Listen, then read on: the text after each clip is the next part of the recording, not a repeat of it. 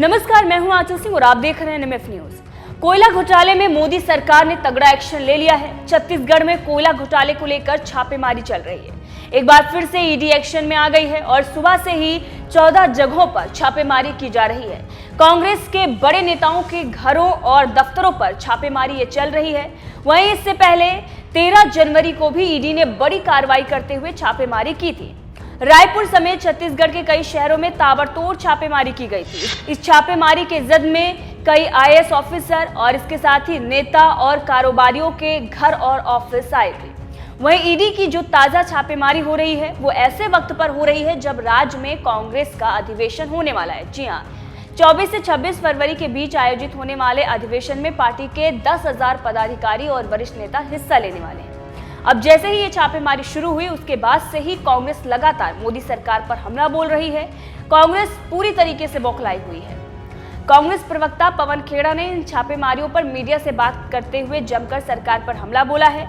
उनका यह कहना है कि 2004 से 2014 के बीच में ईडी ने 112 बार छापेमारी की थी, लेकिन बीते 8 सालों में 3010 बार छापे मारे गए हैं और ये 95% जो छापे हैं वो विरोधियों के घर पर और उनके दफ्तरों में मारे गए हैं, यानी कि विरोधियों पर छापेमारी की गई है। पवन खेड़ा ने किस तरीके से मोदी सरकार पर हमला बोला है, सबसे पहले आपको वो सुनाते हैं, उसके बाद आपको बताते हैं कि किस तरीके से कांग्रेस में कोहराम मचा हुआ है। अब ईडी मतलब एलिमिनेटिंग डेमोक्रेसी। मेरे वरिष्ठ सहयोगी जयराम रमेश जी कहते हैं एक्सटर्मिनेटिंग डेमोक्रेसी। दोनों ही बातें सत्य हैं और हैरानी की बात है जब आप आंकड़े देखते हैं। 2004 से 14 के बीच जब यूपीए की सरकार थी तो ईडी ने 112 बार छापे मारे थे। पिछले 8 साल में 3010 छापे ईडी ने मारे हैं और सिर्फ राजनीतिक दलों को और राजनेताओं की लिस्ट को अगर आप सामने रखेंगे तो 95% छापे विपक्ष पर ईडी ने डाले। नेशनल हेरल्ड आपको सबको मालूम है, रेड हुई थी। राहुल गांधी जी से 50 घंटे तक ईडी ने पूछताछ की थी, शायद 55 घंटे की पूछताछ थी। हमारी पूर्व अध्यक्षा श्रीमती सोनिया गांधी से लगातार 3 दिन तक पूछताछ की ईडी ने। हमारे वर्तमान अध्यक्ष मल्लिकार्जुन खड़गे जी के से भी पूछताछ हुई, 7-8 घंटे की पूछताछ उनसे हुई। और अब छत्तीसगढ़ में आज सुबह से लगातार रेड्स चल रही हैं। भारत जोड़ो यात्रा की सफलता से तो बौखलाए हुए हैं ही प्रधानमंत्री जी और उनकी पार्टी। हमारा महाअधिवेशन भी वहां होने वाला है, ये आप सब जानते हैं। वरिष्ठ नेताओं पर, हमारे ट्रेजरर पर, हमारे कुछ MLAs पर, कुछ निगम के चेयरमैन पर, एक प्रवक्ता पर, इन सब के यहां आज सुबह से रेड डाली जा रही है। मैं नाम भी बता देता हूं। हमारे कोषाध्यक्ष हैं रामगोपाल अग्रवाल जी, हमारे भिलाई के युवा विधायक देवेंद्र यादव जी, गिरीश देवांगन एक निगम के चेयरमैन हैं, RP सिंह एक प्रवक्ता हैं, विनोद तिवारी हैं और सनी अग्रवाल ये भी एक निगम के चेयरमैन हैं। इनके कार्यालयों पर, इनके निवासों पर सुबह से ईडी की कार्रवाई चल रही है। मैं आपको पार्टीवार एक कुछ जानकारी देना चाहता हूं।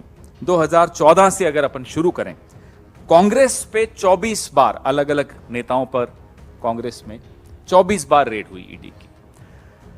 वहीं TMC पर 19 बार हुई, NCP पर 11 बार हुई, शिवसेना पर 8 बार हुई, DMK 6, RJD 5, BSP 5, BSP 5, TDP 5, INLD 3, YSIRP 3, CPM 2, NC 2, PDP 2, AIADMK 1, MNS 1, SBSP 1। मैं आपको हेमंता बिस्वा शर्मा के बारे में कुछ याद दिलाना चाहता हूं। आपको याद होगा एक व्हाइट पेपर, ब्लैक पेपर, अलग अलग रंग के पेपर भारतीय जनता पार्टी निकाल रही थी। साहब ये नारदा स्कैम, शारदा स्कैम, इन सब में शामिल है। 2014-15 में शारदा चिटफंड को लेकर इनके यहां CBI ने रेड भी की थी। आज Himanta Biswa Sarma Fair and Lovely बन के निकले हुए हैं मुख्यमंत्री हैं, और मुझे तो नहीं मालूम, अगर आप में से किसी को जानकारी हो उन केसेस का क्या हुआ तो आप साझा करिएगा। शुभेंदु अधिकारी एक और नाम मैं आपको बताता हूं, येदियुरप्पा तीसरा नाम मैं आपको बताता हूं, रेड्डी ब्रदर्स, नारायण राणे, मुकुल रॉय, ऐसे अनेक नाम हैं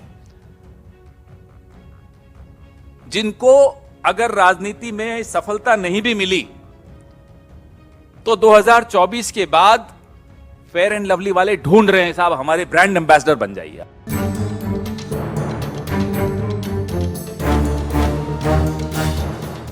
वहीं कांग्रेस अध्यक्ष मल्लिकार्जुन खड़गे ने भी ट्वीट किया और ट्वीट करते हुए लिखा कि पिछले 9 सालों में ईडी ने जो रेड की है उसमें 95% विपक्षी नेता हैं और सबसे ज्यादा कांग्रेस नेताओं के खिलाफ है।